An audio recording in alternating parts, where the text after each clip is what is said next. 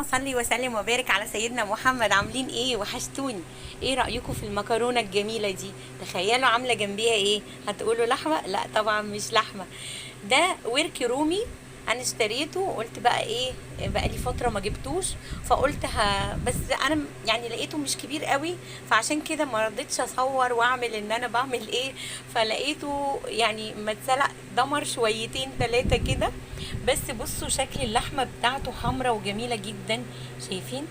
بصوا شكل اللحمه، وما خدتش سوا خالص، يعني تقريبا الاكل ده كله خلص في نص ساعه. نص ساعة، والله نص ساعة.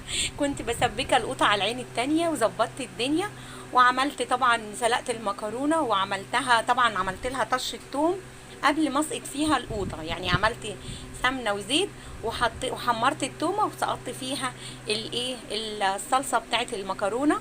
اتمنى اكل